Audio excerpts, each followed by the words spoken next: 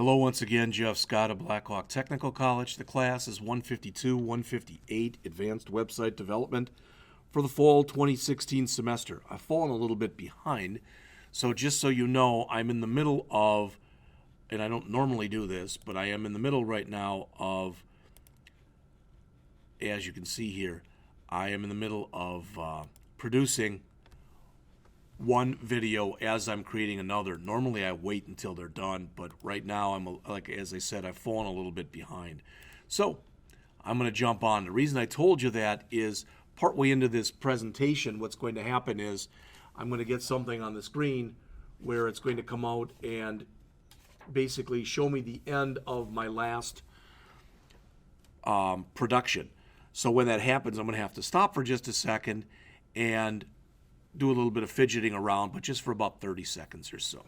So Chapter 12 starts on page 181. Creating navigation systems with Bootstrap. We have 5 different objectives. We will learn how to build standard navigation elements, how to create drop-down and drop-up menus, how to add site navigations with nav bars, how to build breadcrumbs and pagination, and how to create list groups.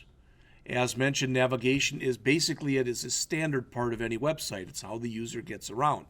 Bootstrap allows you to do navigation in a lot of ways. Navigation systems in Bootstrap, as mentioned there, are referred to as navs. You use the base.nav class on the container element to create a nav. In HTML5, you should start with the nav element to define navigation. All right. Include a role equal navigation attribute on the nav element so that the navigation is accessible. And it will be in a list element such as a UL where each element is an LI, quite often with an A tag, most often. There's 2 basic types of standard navigation. You'll see them in here. All right, what they talk about using pills in here, and you can see where the button that's active now gets the big blue around it. There's also tabs, which turns the navigation elements into simple tabs. What I'm going to do quickly, and I should have done it beforehand but didn't, is I'm going to take this example that we used in the last chapter, and I'm going to save it as just nav example. All right, then I'm going to come back in here because I don't need this and grab all the button stuff that we used in the last chapter and get rid of it. So I can start putting in some nav stuff right here.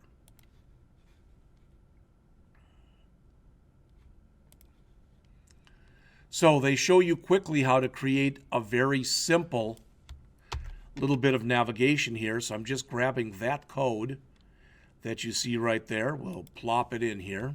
Let's move it over a smidge.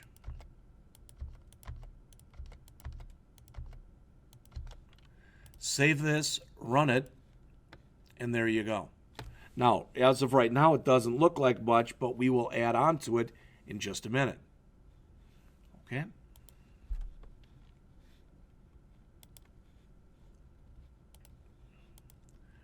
Then it says you want to add the nav class to the UL tag and the pills class to the LI tag.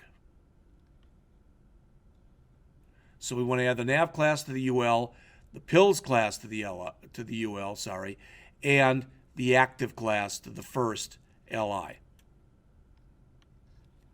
So as you can see, we'll make our changes to what it looks like right here.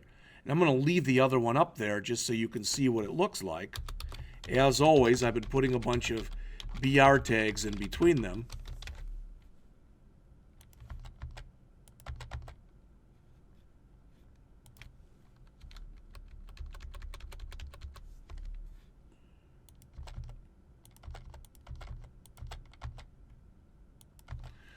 And you'll see by leaving both of these in here, with just adding a couple lines, how we've changed this.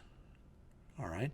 This looks much more like a navigation structure than this one, although either could be used. All right.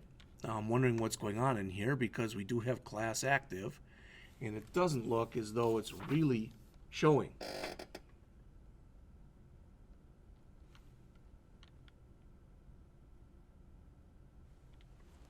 There's what I mentioned before, so that's done.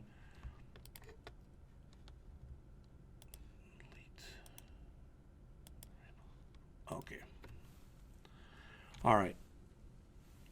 But we put the nav, role equal navigation in here as we were supposed to, and that was in there before. But here in the UL, we've added the class equals nav tabs.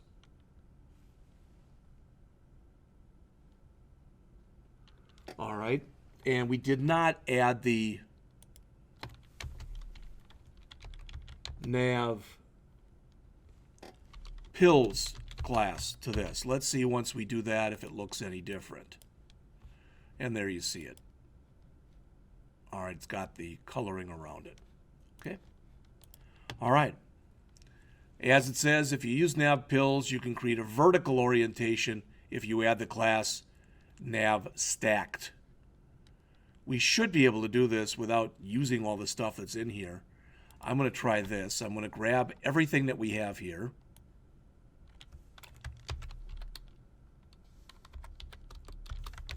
Paste that in.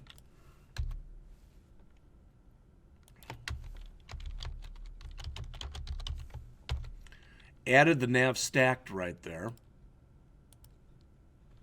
And you can see the difference. All right. Now they show in the book on pages 183 and 184 how you can have a 2-column layout. Would you want to have that? Again, as always, it depends. I'm not going to say yes, no, or whatever, but it depends on what you're trying to do and how you're trying to do it. So let's take the examples that we've done thus far and let's comment them out. Go back to our text here.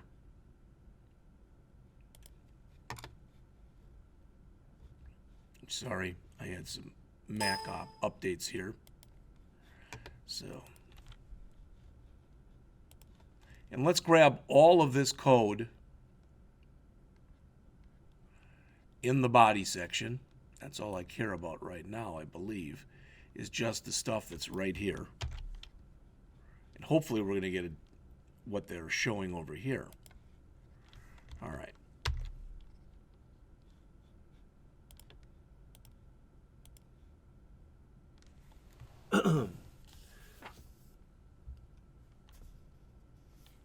So it says this is a 2-column layout where we've got the stuff here and we've got our other column here. Okay.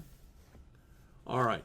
You can make both tabs and pills the equal width by using the justified tab if you're concerned with that. All right. But I want to jump into talking about drop downs because this is one of the more important things that you're going to be using in here. So as mentioned, drop-down menus are a great way to add some simple navigation to pages. So they show a simple drop-down example here. This is the middle of page 185 in the book. So I'm going to grab the stuff that we've been working on here. And again, I'm just going to take this and comment it out. And again, paste this in. Because what you see here is a lot going on with not much code.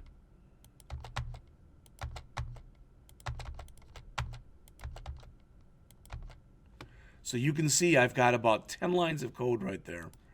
And what I get from them, and it's not showing me the drop down.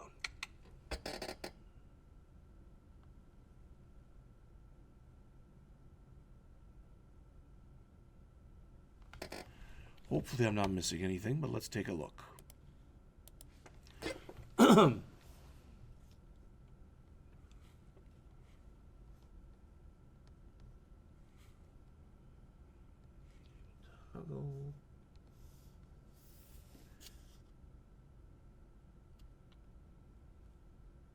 After you have your drop-down menu, you need to be sure to create links to jQuery, which I do not have. So I need to grab these 2 lines here, put them, and this is good. This is a good learning experience for all of us. And paste that in. So what you saw right here was what it looked like. Nothing there. Refresh, and there you go. All right. Here are a few other classes you can use with drop-down menus. You can force it to be left or right aligned, create a header for it, create dividers, and disable. All right. Notice, big caution here. Middle of page 186.